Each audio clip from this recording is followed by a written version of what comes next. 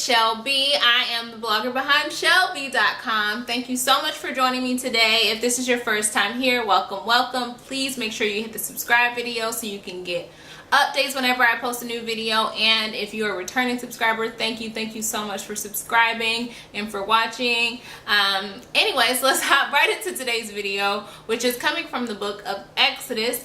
And it's basically just a lesson I took away was how we can be godly wives, and it's the story of or a story about Zipporah. I hope I'm saying that right. It's with the Z. Today's lesson is from Exodus 4:24 to 26. I'm just gonna read it, and I'm reading the English Standard Version as usual. At a lodging place on the way, the Lord met him and sought to put him to death. Then Zipporah took a flint and cut off her son's foreskin and touched Moses' feet with it and said, "Surely you are a bridegroom of blood to me." So he let him alone. It was then that she said, "A bridegroom of blood because of the circumcision."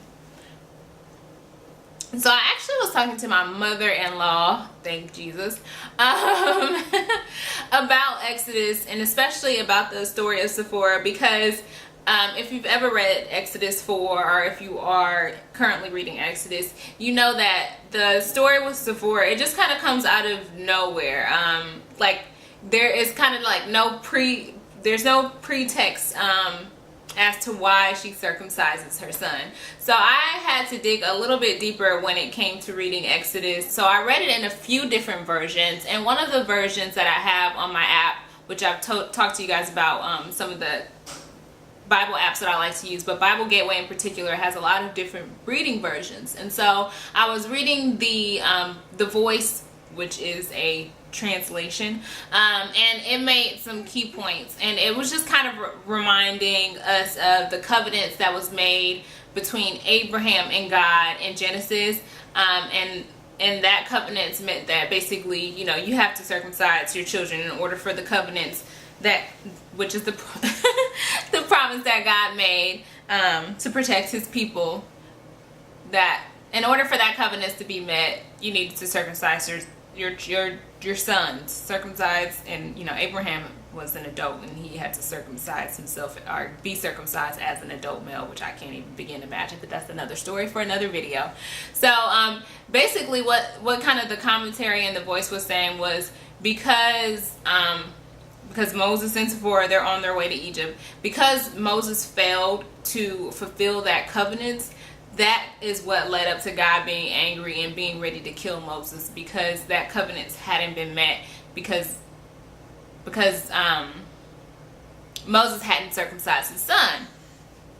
And so even though I understood that, you know, when I was reading it, that made sense to me, how Zipporah came to circumcising her son, the story, or the backstory, just wasn't present in the book of Exodus. And so for me, I was like, well, okay, so what led up to this? What caused Zipporah, what caused it to click in her brain that, like, oh, my husband is about to die because my son hasn't been circumcised? You know, like, how did she get there? And so my mother-in-law made a really, really good point, and she was like, if you just think about it from the human side, at Zipporah being Moses' wife, Moses has probably told her about his conversations with God in the wilderness, and how the bush was burning but it wasn't on fire, you know, and told her about the different things that God has told him that he needs to do, and that he's going to set his people free. And him and Zipporah probably did have the conversation about how, Rosie, come on, about how their son needs to be circumcised. But her not being of Hebrew descent, I mean, more than likely she would have objected, like anybody who isn't familiar with circumcision would have objected to her son being circumcised. And so when she sees Moses falling out and that he's about to die, the only thing she could think of to do is to circumcise her son in hopes that it will save his life.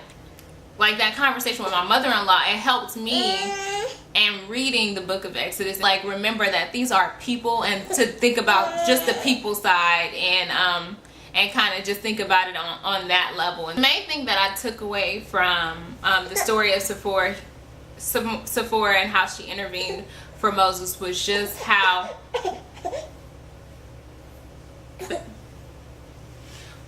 it's just how we as wives, we have the power to save our husband's life. And it may not be through, you know, having to intervene and circumcise our son, ourselves, or anything like that. It just may be in just the power of us praying for them.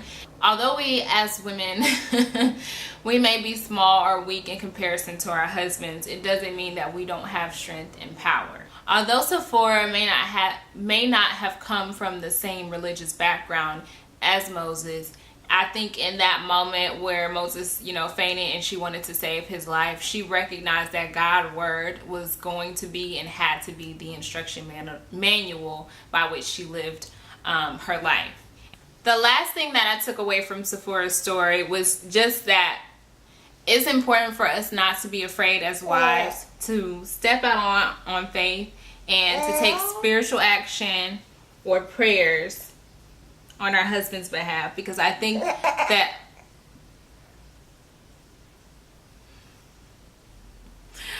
our actions for our husband, on our husband's behalf, it goes a long way with God. And it's important for all of us as wives to understand and not underestimate ourselves, and to remember that we are their helpmate and that they need us just as much as we need them.